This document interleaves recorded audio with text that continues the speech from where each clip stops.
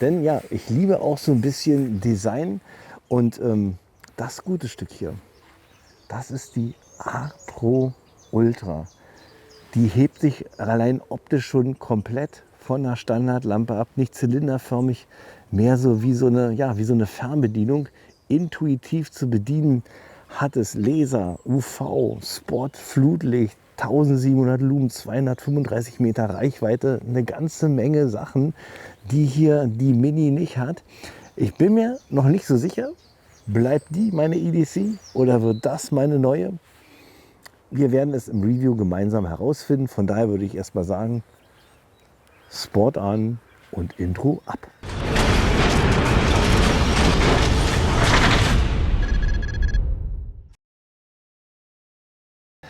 Fangen wir mit dem Preis an. Ja, Design kostet und das ist schon eine Ansage. Die Lampe kostet hier 160 Euro. Also für all diejenigen, die einfach nur eine Taschenlampe brauchen, um ja die Nacht zum Tage zu machen und nicht viel ja, Wert auf Design legen, einfach nur eine Lampe brauchen, ist das definitiv nichts. Für wem denn die Lampe zum Schluss wirklich was ist, ich denke mal, das erfahrt ihr dann am Ende des Reviews und dann könnt ihr das auch mit euch selber ausmachen. Ja, wie gesagt, 160 Euro.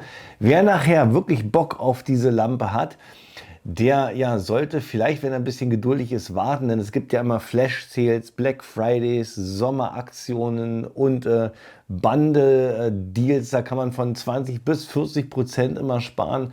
Bei Olight, das kennt man ja. Auch ich habe wieder einen Rabatt bekommen. Schaut unten einfach mal in die Videobeschreibung.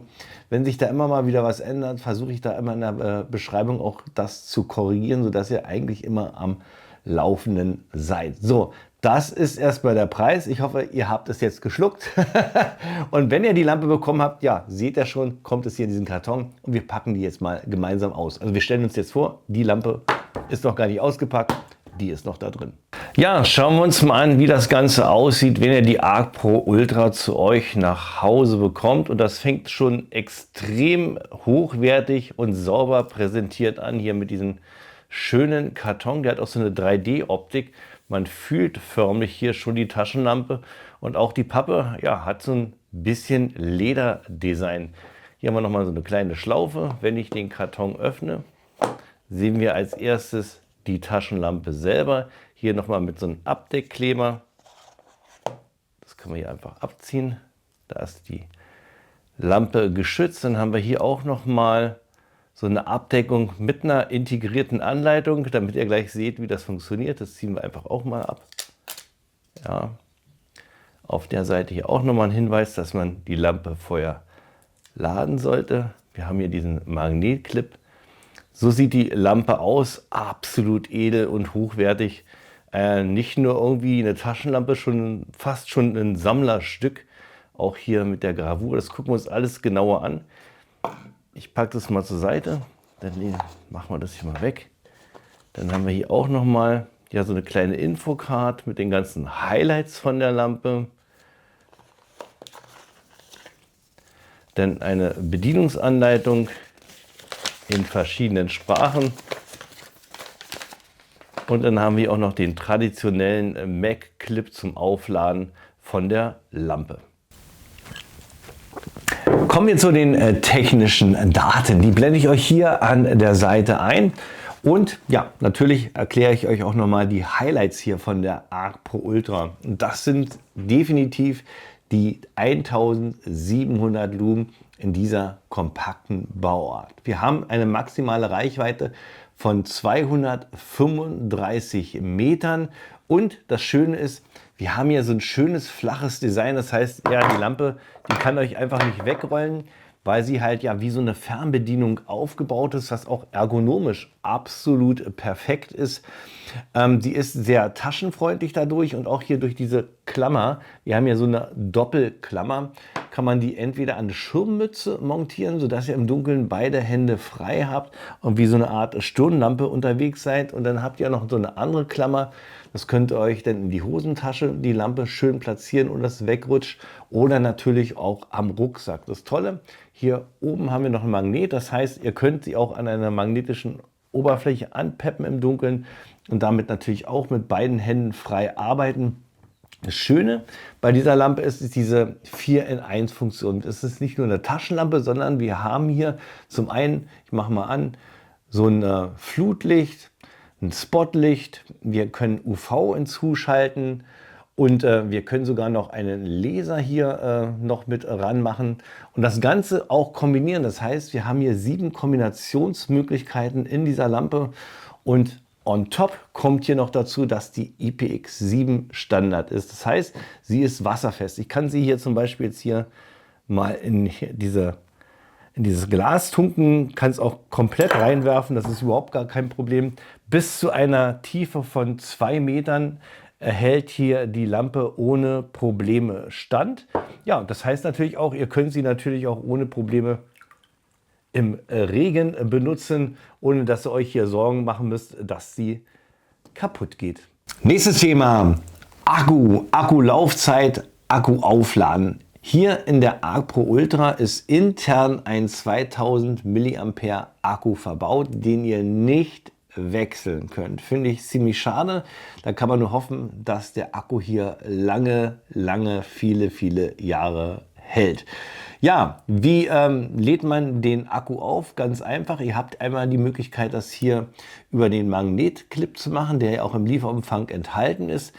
Da dauert es bis zu 3 Stunden, bis die Lampe von 0 auf 100 aufgeladen ist. Oder alternativ, und das finde ich sehr gut, habt ihr an der Seite so eine Klappe. Da versteckt sich ein USB-C-Port und wenn ihr hier so ein USB-C-Kabel benutzt, dann ist die Lampe sogar schon in 1,5 Stunden aufgeladen. Schauen wir uns mal die Bedienung von der Arc Pro Ultra an. Das ist wirklich sehr innovativ gestaltet und auch gut ergonomisch zu bedienen. Hier mit den Daumen kommt man überall perfekt heran. Wir haben hier einen Drehschalter verbaut, wo ihr die einzelnen Lichtmodis mit einstellen könnt. Hier seid ihr im Spotlight-Modus, Flutmodus, UV-Licht. Und hier könnt ihr den Laser an- und ausschalten und das Ganze natürlich auch miteinander kombinieren. In der Mitte habt ihr die Möglichkeit, die Lampe einmal einzuschalten und auch hier wieder auszuschalten oder mit Doppeltipp oder Dreifachtipp besondere Modis einzustellen, aber das zeige ich euch später. Wie ihr eben gerade gesehen habt, leuchtet hier an der rechten Seite und linken Seite hier so ein kleines Display auf. Ich drücke mal nochmal die Lampe an. Da seht ihr hier 4 grüne Balken, das heißt, die Lampe ist komplett aufgeladen. Ich blende euch an der Seite auch nochmal die einzelnen Stände ein. Wenn hier zum Schluss nur noch das rote Lämpchen leuchtet, dann heißt es, wir sind unter 10% und dann müsst ihr die Lampe auf jeden Fall aufladen. Auf der anderen Seite in weiß seht ihr die Leuchtmodi-Stärke, die gerade aktiv ist. Drückt nochmal an. Dann seht ihr hier, wir haben jetzt hier die niedrigste Stufe, Low. Wenn ich jetzt nochmal verstärke, Medium, High, Doppelklick sind beim Turbo, haben wir hier die 4 Stufen. So könnt ihr auch immer sehen, was ihr gerade angeschaltet habt. Olight hat sich hier mit der Arc Pro Ultra ein witziges Gimmick einfallen lassen namens Arcbeat. Das ist euch vielleicht auch schon aufgefallen. Ich schalte mal die Lampe an. Dann könnt ihr hier dieses pulsierende Lämpchen in weiß sehen. Das ist wie so eine Art Kilometerzähler von dieser Taschenlampe. Je nach Betriebsdauer ändert sich hier die Farbe. Am Anfang leuchtet das weiß bis zu 2 Stunden Betriebsdauer. Danach auf Orange, Gelb, Grün, Cyan, Blau, Lila, Weiß. Nach 256 Stunden, ich blende euch die Daten hier auch nochmal ein. Ja, und wenn ihr alle Farben einmal durch habt, könnt ihr die auch individuell einstellen mit einem Doppelklick hier auf den Laser. Kann ich euch leider nicht zeigen, weil ich noch ganz am Anfang mit dieser Lampe stehe. Die grundsätzliche Bedienung hatte ich euch ja gezeigt. Jetzt zeige ich euch mal, ja, wie man die Lampe einschaltet, wie man die Leuchtmodis ändert und wie man das Ganze kombiniert und die ganzen anderen Features. Ja, an- und ausschalten hatte ich euch ja schon gesagt. Einmal draufdrücken, geht die Lampe an. Ja. Nochmal draufdrücken, geht die Lampe aus. Um den Moonlight-Modus zu aktivieren, müsst ihr den Anschaltknopf etwas länger drücken, bis das Licht angeht. So, jetzt habt ihr den Moonlight-Modus, der hat halt eine Laufzeit von 11 Tagen.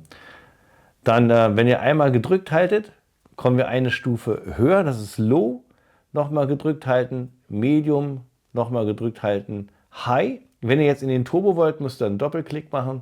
dann kommt er in den Turbo-Modus mit 1700 Lumen, mache ich einen Dreifachklick, habe ich den Strobo einmal aus und wieder an. Merkt er sich die letzte Position, leider nicht den Turbo, sondern das gilt immer nur für Low, Medium, High. Ich zeige euch das mal, ich gehe mal noch mal eine Stufe zurück. Hier seht ihr 1, ich mache aus, mache an, hat er sich gemerkt. So, schalten wir noch mal die Stufen durch. Hier, gehe mal noch eine Stufe höher. Wie gesagt, einmal den Kippschalter nach da, haben wir Spotlicht, sieht man auch schön, ist ein bisschen zentrierter. Flutlicht, andere Seite haben wir das UV-Licht und auch hier können wir wieder die Stufen erhöhen. So, und dann haben wir auf der Seite hier noch den Laserknopf. Wenn ich den gedrückt halte und kann ich ihn loslassen, geht es wieder aus, wie so ein normaler Laserpointer. Wenn ich einmal kurz so drauf drücke und den Finger loslasse, bleibt der Laser konstant an. Und jetzt kann ich natürlich auch noch das Licht dazu schalten, ja, UV-Licht oder halt Flut oder Spot. So lässt sich das Ganze kombinieren. Machen wir nochmal aus. Dann habt ihr die Möglichkeit, die Lampe auch für den Transport zu sperren. Dazu einfach ganz lange draufdrücken. So, jetzt ist die Lampe gesperrt. Das sieht man hier auch an so einem Symbol. Wenn ich jetzt hier drauf drücke, seht ihr hier dieses kleine Schloss, passiert hier nichts. Um das Schloss wieder zu öffnen, muss ich wieder ganz lange drücken, bis hier das Display wieder angeht und dann habe ich wieder ganz normal meine Taschenlampe in Funktion. Dann gucken wir uns mal die Lampe im Live-Betrieb an. Starten wir erstmal mit dem Moonlight-Modus. Da haben wir ein Lumen und ja eine Betriebszeit von 14 Tagen, egal ob wir hier auf Flut oder Spot gehen. Das heißt, es ist wirklich hier nur für den Nahbereich. 2 Meter ist die maximale Entfernung. Hier mit dem Spotlicht sieht man ganz gut, wie weit ich hier mit dem Moonlight-Modus komme. Ich schalte jetzt mal um in den Low-Modus. Da sind wir dann bei 15 Lumen und im Flutmodus mit einer Betriebszeit von 72 Stunden. Im Spotlight-Modus kommen wir dann da auf eine Zeit von 66 Stunden und einer Reichweite von 11 Metern. Ihr seht, die Tiefgarage wird hier auch schon im Low-Modus sehr gut ausgeleuchtet und ich komme auch schon ziemlich weit nach hinten. Wir schalten jetzt mal in den nächsten Modus rüber und das ist dann der Medium-Modus und da sind wir schon bei 100 Lumen und da sieht das Flutlicht schon absolut fantastisch aus. Die Garage wird hier richtig gut ausgeleuchtet. 13 Stunden Betriebszeit im Flutmodus und eine Reichweite von 29 Metern. Im Spot-Betrieb sieht man hier, wie kommen wir schon richtig da hinten an die Wand heran. Da können wir die Lampe 10 Stunden lang laufen lassen. Für Medium ist schon so, würde ich sagen, eine alltägliche Leuchtstärke, mit der man gut klarkommt. So, jetzt wechseln wir aber mal in den High-Modus und da sieht man schon das volle Potenzial von der Lampe. Hier haben wir 520 Lumen. Und das schaltet sich dann runter auf 100 Lumen mit einer bestimmten Zeit. Im Flutlicht haben wir eine Reichweite von fast 62 Metern. Und jetzt schalte ich gleich mal auf Spot um und dann sieht ihr, das Ding geht ja ordentlich ab. Hier kann man wirklich hinten alles wunderbar ausleuchten. Da gibt es wirklich nichts zu meckern. Und ja, Flutlicht nochmal zum Vergleich. Und jetzt würde ich sagen, schalten wir mal den Turbo-Modus an. Das ist jetzt der Highlight-Modus mit 1700 Lumen und da wird wirklich jede Kleinigkeit auch im Flutmodus ausgeleuchtet, sieht absolut fantastisch aus und im Spot-Betrieb kann ich hinten auch in die tiefste Ecke leuchten mit einer maximalen Reichweite von 235 Metern. Also richtig, richtig cool. Und das Schöne ist, ihr könnt hier auch auf UV schalten. Und das habe ich jetzt hier in der Tiefgarage auch gemacht. Da gibt es nicht viele Elemente, die man mit UV-Licht anleuchten kann. Aber ihr seht jetzt hier zum Beispiel, die Röhrenlampe lässt sich gut anleuchten. Oder hier auch der Brandmeldekasten. Aber so richtig spannend ist eine UV-Leuchte in einer öffentlichen Toilette. Und das habe ich für euch auch nochmal gemacht. Schaut euch an, so sieht die Toilette aus, wenn das Licht an ist. Eigentlich gar nicht mal so schlimm. Und wenn ich jetzt umschalte, seht ihr das pure pure Grauen. Da möchte ich nicht wissen, was das alles für Flecken und Geschmiere ist, ja. Aber wenn ihr die Lampe dafür mal benutzt, zum Beispiel in ein Hotelzimmer reingeht oder so, dann wisst ihr wirklich, was euch erwartet, was man so mit dem bloßen Auge nicht erkennen kann. Natürlich könnt ihr auch mit der Lampe hier eure Geldscheine prüfen und ganz schnell identifizieren, ob ihr ja, Falschgeld in den Händen haltet oder was Richtiges. Und dann gibt es halt noch viele andere Möglichkeiten, die ihr mit einer UV-Lichtlampe machen könnt. Zum Beispiel, wenn ihr euren Arm mit O-Light beschmiert, mit einem Neonstift. Das leuchtet dann auch ganz gut. Ja, der verbaute Laser ist ja so ein nettes Zusatzfeature. Ich weiß nicht so, wozu ich den gebrauchen kann. Für Präsentationen kann man ihn nutzen. Oder halt auch, ja stimmt, als Katzenspielzeug, ja. Habe ich auch schon gemacht. Ich habe meine Katze da mal ein bisschen durch die Wohnung mitgescheucht. Die findet den Laser natürlich absolut genial. Also seid ihr Katzenbesitzer, ist diese Laserfunktion eigentlich doch schon ein Vorteil. Ja, kommen wir aber noch mal zu meinen persönlichen Fazit generell für euch. Vielleicht könnt ihr euch da noch ein bisschen was abgreifen. Also die Lampe ist definitiv nichts für diejenigen, die einfach nur eine helle, günstige Taschenlampe brauchen, um ja in der Dunkelheit zurechtzukommen. Da gibt es auf jeden Fall bessere Alternativen. Da sind 160 € wirklich absolut zu viel. Die Lampe ist wirklich was für diejenigen, die Wert auf Design und Technik legen, die auch zeigen wollen, vielleicht auch, was sie so haben an Taschenlampen, also auch was für Sammler zum Beispiel, oder halt die wirklich beste Qualität mit viel Funktion in einer Hand haben möchten. Wenn euch die Lampe hier gefällt, aber dennoch zu teuer ist, gibt es auch noch Alternativen von der Arc-Linie. Es gibt zum Beispiel auch die Arc Light, die kostet nur so um 84 €. Hat dafür aber keinen Laser verbaut, hat aber ein normales Flutlicht, ein UV-Licht und ein rotes Licht, sodass ihr im Dunkeln gut zurande kommt und hat auch weniger Lumen. Da seid ihr mit 84 € am Start, habt aber auch genau dieses gleiche coole Design. Oder der Vorgänger hier von der Ultra, die Arc Pro, die kostet 132 €, hat genau das gleiche, hat auch Spot, Flut, UV und Laser. Bisschen weniger Leistung, ich glaube maximal sind es 1500 Lumen, hat auch nur 6061er Aluminium, also sozusagen die Standardlegierung, die aber auch überhaupt nicht schlecht ist. Wir haben kein Arc-Beat verbaut, braucht man eigentlich auch nicht, ist auch nur ein nettes Gimmick, aber wir haben bei der Arc Pro eine Vielzahl von Farben. Bei der Ultra gibt es ja nur dieses Olivgrün oder Olivgrün hier mit dieser Gravur drin oder jetzt ganz neu schwarz. Wenn ihr mehr Wert auf Farben legt und dabei noch sparen wollt, dann wäre die Arc Pro vielleicht für euch die beste Wahl. So, jetzt habe ich euch genug vollgequatscht. Ich hoffe, ich habe nichts vergessen. Sollte dennoch irgendeine Frage offen sein, schreibt das unten mal in die Kommentare rein. Das war es jetzt von mir gewesen. Bruce, BB2K, ja, eigentlich Airsoft-Channel, aber heute mal wieder Flashlight-Channel. Ich hoffe, ihr hattet dennoch Spaß gehabt. Wer meinen Kanal noch nicht abonniert hat, der klickt mal da oben drauf. Unten gibt es ein weiteres Video von mir. Ja, und jetzt seid ihr gefragt, schreibt mal unten alle eure Kommentare. Hat einer schon die Lampe, hat eine andere Lampen zur Empfehlung, schreibt das alles mal unten rein. Und wir sehen uns beim nächsten Mal gesund und munter wieder. Und dann wird es wahrscheinlich wieder ein Airsoft-Video sein.